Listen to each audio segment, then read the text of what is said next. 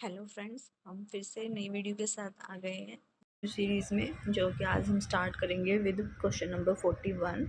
और हमारा जो फर्स्ट क्वेश्चन है वो है विच of the following equation is not correct. इनमें से हमें ये बताना है कि हमारी कौन सी इक्वेशन करेक्ट नहीं है। हमने पिछले जो क्वेश्चन की सीरीज़ की थी वीडियो में, उसमें मैंने बताया था आपको कि जो हमारी जो हमारी एसेट्स होती हैं वो इक्वल होते हैं किसके, हमारी कैपिटल प्लस लाइबिलिटी की। ठीक है, तो इसमें ये बताना है, ये तो ठीक इक्वेशन होगी, तो हमें बताना है कि इनमें से रॉन्ग कौन सी है। तो asset is equals to liability plus capital, ये तो ठीक है। Capital is equals to asset minus liability, ये देखो अगर कैपिटल इधर है, हम लाइबिलिटी को इधर से उठा के इधर लेके आएंगे तो एसेट माइनस लाइबिलिटी हो जाएगा ना, is equals to what, is equals to capital. तो capital is equal to asset minus liability, ये भी ठीक है। तो liability is equal to asset, अब लाइबिलिटी निकालना है तो हम कैपिटल को इधर लेके जा सकते हैं, तो ये भी माइनस हो जाएगा। तो liability is equals to asset minus capital, तो ये भी ठीक है। तो रॉन्ग कौन सा हुआ, यही वाला हुआ ना। तो liability is equal to asset plus capital तो होगा नहीं, क्योंकि कैपिटल इधर जाएगी तो क्या हो जाएगी, माइनस। तो ये हमारा क्या होगा, रॉन्ग है। तो हमारा आंसर कौन सा हुआ, answer number D, liability is equal to asset plus capital. Reason क्या है, the fundamental accounting equation based on the dual aspect concept state that total asset must always be equal to total liability plus owner's capital. तो ये dual accounting concept के according जो हमारी assets होती हैं वो इक्वल होती है लाइबिलिटी प्लस कैपिटल के। ठीक है, होप ये क्वेश्चन आपको समझ आ गया होगा। नेक्स्ट इज, हमारा नेक्स्ट क्वेश्चन है goods withdrawn by the proprietor from the business for his personal use will be credited to. Goods हैं वो विड्रॉ किए हैं किसने, ओनर ऑफ द बिजनेस ने, अपने पर्सनल यूज़ के लिए। तो हम उसको क्रेडिट किस में करेंगे, तो क्या एंट्री होती है, हमारी एंट्री होती है ड्राइंग अकाउंट डेबिट, क्योंकि drawing account debit to purchase account. Purchase account क्यों किया, क्योंकि हमने क्या किया है, सामान को निकाला है, तो हमने परचेज अकाउंट को क्रेडिट करते हैं। तो sales account, purchase account, suppliers account, stock account, the answer is answer number B. और रीज़न पढ़ लेते हैं। When a proprietor take goods from the business for personal use it is treated as drawing. तो उसको हम क्या treat करते हैं, पर्सनल यूज़ के निकालते हैं तो drawing. Since the goods are taken out at a cost price and not sold for the profit, जब हमने गुड्स हैं वो कॉस्ट पे ही निकालेगा। मैंने अपने बिजनेस में कुछ सामान खरीदा तो जितनी की कॉस्ट आई है उस पर ही निकालेगा, तो प्रॉफिट तो नहीं हुआ। तो ट्रांजैक्शन रिड्यूस कर देती है the business net purchase, the corresponding general entry drawing account debit and credit with the purchase account. ठीक है, और मैंने यहाँ पे आंसर्स और रीजंस इसलिए दिए हैं ताकि हमारी वीडियो कम टाइम में चलते एक्सप्लेनेशन के साथ बन जाए। आप जब मैं आपको क्वेश्चन करवाती हूँ सबसे पहले आप खुद आंसर देने की ट्राई किया कीजिए, या मतलब जैसे कि आप पोज कर सकते हैं, क्वेश्चन को आते ही नीचे ना देखें, हाथ रख सकते हैं आंसर्स पे और खुद ट्राई करें कि इसका आंसर क्या होगा। फिर मैं एक्सप्लेन तो मैं कर ही देती हूँ, बाद में आपको पता ही चल जाएगा कि सारे ऑप्शन एक्सप्लेन करती हूँ। ठीक है, तो एज सच इस क्वेश्चन में तो एक्सप्लेनेशन की ज़रूरत नहीं है सभी पॉइंट्स की, क्योंकि ये स्ट्रेट फॉरवर्ड क्वेश्चन है, जहाँ पे नीड होती है मैं आपको करवाती हूँ। ठीक है, the next question is,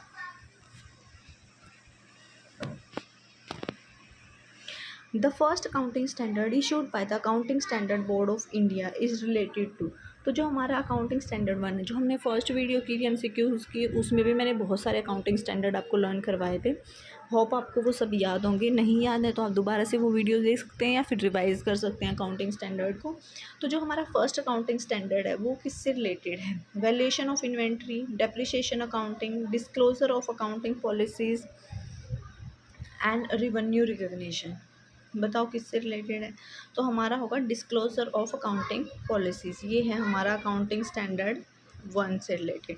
depreciation मैंने आपको बताया था उस दिन भी, इंपॉर्टेंट है डेप्रिसिएशन का, 6 से रिलेटेड है अकाउंटिंग स्टैंडर्ड 6। इन्वेंट्री हमारा अकाउंटिंग स्टैंडर्ड 2 से रिलेटेड है। रेवेन्यू रिकग्निशन को आप मेरे को बताना कि किससे रिलेटेड है कमेंट में। ये आपका आज का क्वेश्चन है कि रेवेन्यू रिकग्निशन है वो हमारा कौन से अकाउंटिंग स्टैंडर्ड से रिलेटेड, और मैंने पहले वीडियो में भी बताया है आपको। ठीक है, तो accounting standard 1 formulate by the institute of chartered account of India cover the disclosure of accounting policies It's mandate the enterprise must disclose the specific accounting principle they follow to ensure financial statement are better understood. तो मतलब कि सीधा सा question ऐसे ही आता है कि accounting standard one किससे रिलेटेड है, तो अकाउंटिंग पॉलिसीज के डिस्क्लोजर से.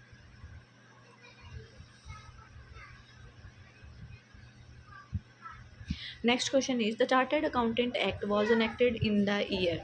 मैंने आपसे पूछा था पहले भी शायद, तो इस क्वेश्चन का क्या आंसर होगा. द चार्टर्ड अकाउंटेंट एक्ट है जो, वो कब हुआ था, तो वो हमारा ये एक स्टैटिक क्वेश्चन है, 1949 में हुआ था पार्लियामेंट में पास, जो हमारा 19 चार्टर्ड अकाउंटेंट ऑफ एक्ट है. ठीक है, ये एक्ट है वो इस्टेब्लिश्ड हुआ था the institute of chartered accountant of India. और इसका आप मेरे को कमेंट में बताना कि चार्टर्ड अकाउंटेंट ऑफ इंडिया कब एस्टेब्लिश हुआ था. आपको पता चल ही गया होगा, फिर भी आप बताना. Next question is the accounting standard number 2 of the international accounting standard committed is on. तो ये किससे रिलेटेड है, मैंने पिछले क्वेश्चन में ही बताया है कि ये किससे रिलेटेड है, इन्वेंट्री वैल्यूएशन से रिलेटेड है. ठीक है. Next is accounting in modern age is regarded as the art of recording, classifying and summarizing the business transaction in monetary unit, the language of business, the source of business information, all of the above. तो हमारी accounting क्या करती है, record classify ये भी करती है. ये बिजनेस अकाउंटिंग हमारी बिजनेस लैंग्वेज होती है. जो सोर्स ऑफ बिजनेस इंफॉर्मेशन, ये बिजनेस इंफॉर्मेशन का एक सोर्स होती है जिससे हमें बिजनेस के बारे में इंफॉर्मेशन मिलती है. तो तीनों ही ठीक है, तो answer will be all of the above. Next question, the user group of accounting information is. तो यूज़र ग्रुप कौन सा होता है हमारी अकाउंटिंग इंफॉर्मेशन का. हाँ, owner of the business, manager of the business, potential investor of the business, all of the above. तो सभी होते हैं. ओनर ऑफ द बिजनेस है, उसको भी इंफॉर्मेशन चाहिए होती है कि मेरा प्रॉफिटेबल है बिजनेस नहीं है. मैनेजर को भी चाहिए होता है कि उसके टारगेट्स अचीव हुए हैं या नहीं हुए हैं. जो पोटेंशियल इन्वेस्टर्स हैं कि इन फ्यूचर वो सोच रहे हैं कि इस कंपनी में हम इन्वेस्ट करेंगे, तो उनको भी इन्फॉर्मेशन चाहिए कि कंपनी में लॉस चलता है, प्रॉफिट चलता है, कितना प्रॉफिट चलता है, रिटर्न कितने मिलते हैं, ये सब. तो all of the above will be the answer. Next question, the international accounting standard 2 laid down guideline for inventory valuation and presentation. तो हमें ये पहले ही पता है कि अकाउंटिंग स्टैंडर्ड जो हमारा AS2 है वो किससे रिलेटेड है, inventory valuation and presentation. Which one of the following is not true as per these standards. तो इसके अकॉर्डिंग इनमें से कौन सा ट्रू नहीं है. ऐसा चाहिए क्वेश्चन बार बार नहीं पूछा जाता है, लेकिन ये एक UPSC लेवल का क्वेश्चन है जो UPSC प्री में पूछा गया है एक बार. तो हम ये नहीं सोच सकते कि सेम क्वेश्चन आए, लेकिन इसके ऑप्शन की स्टेटमेंट में से क्वेश्चन आ सकता है, इसलिए हम इसको एक बार रीड कर लेते हैं. The inventory which one of the following is not.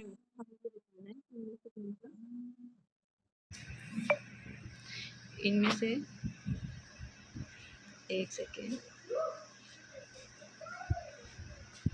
हमें ये बताना है कि इनमें से कौन सा ट्रू नहीं है. The inventory should be valued at historical cost और net realisable value whichever is lower.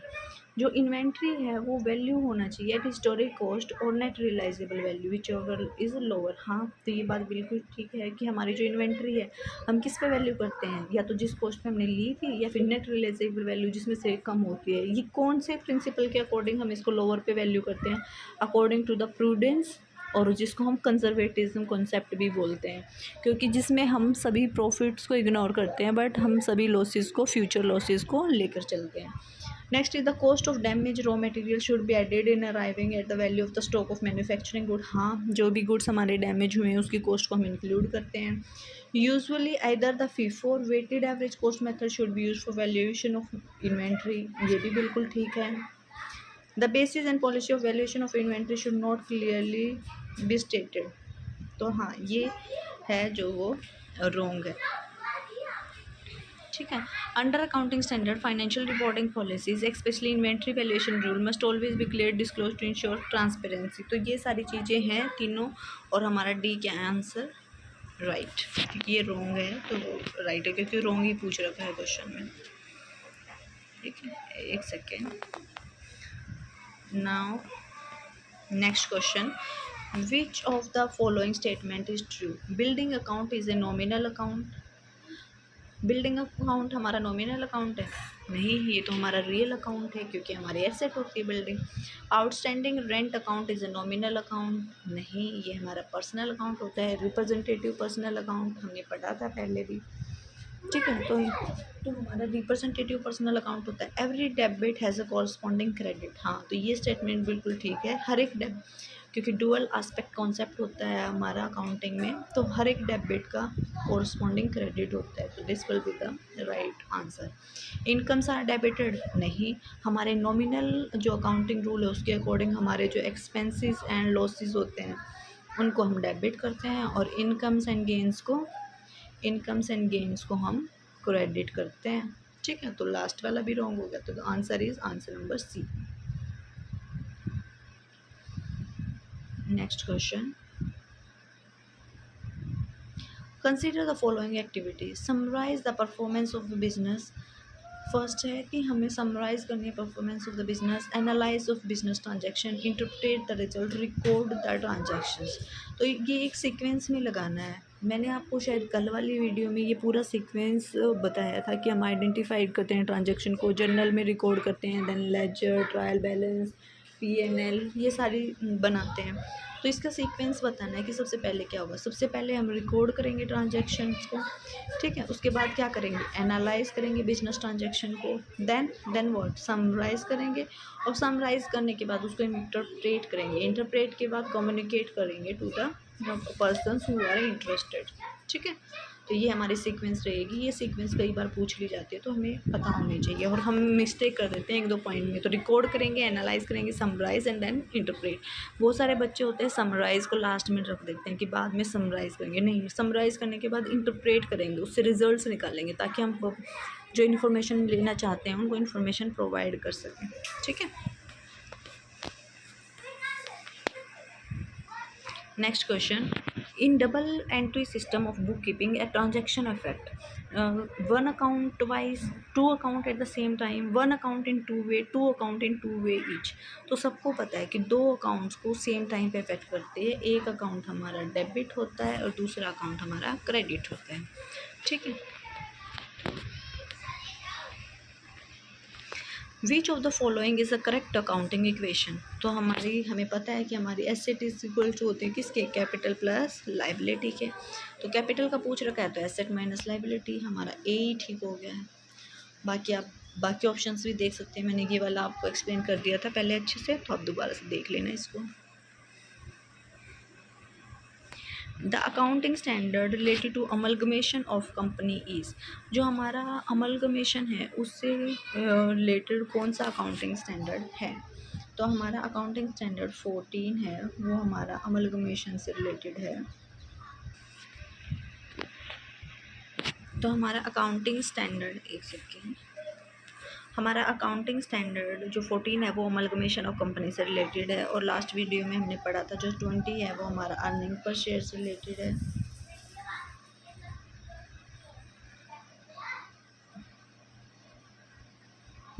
जो हमारा अकाउंटिंग स्टैंडर्ड 20 है वो हमारा किससे, अर्निंग पर शेयर से रिलेटेड है, और accounting standard 16 is borrowing cost से रिलेटेड है, and accounting standard is 12 is related to government grants. Government grants को हम याद कर सकते हैं कि हम गवर्नमेंट से 1 रुपये मांगते हैं और 2 दे देते हैं, तो ये हमारा गवर्नमेंट ग्रांट से रिलेटेड हो गया।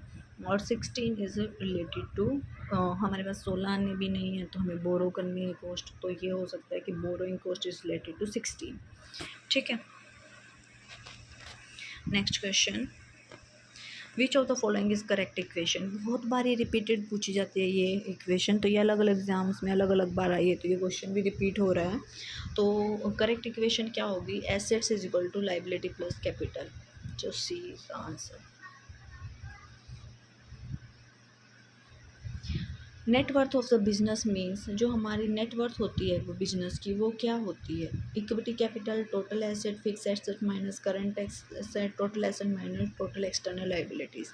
तो मैंने ये आपको बताया था कि इधर हमारी एसेट्स होती हैं जिसमें non current and current assets होती हैं, non current assets and current assets होते हैं। इधर हमारा शेयर होल्डर फंड होता है non current liability and the current liability होती है। तो जो हमारी टोटल एसेट्स हैं उसमें से अगर हम एक्सटर्नल लाइबिलिटी जो current non current external liabilities को हम माइनस कर जाते हैं तो नेट वर्थ बच जाती है शेयर होल्डर फंड की। तो उसको हम क्या बोलते हैं, जो शेयर होल्डर्स ने पैसा लगा रखा है, net worth of the business. तो total assets minus total externality is equal to net worth. तो answer D will be our correct answer.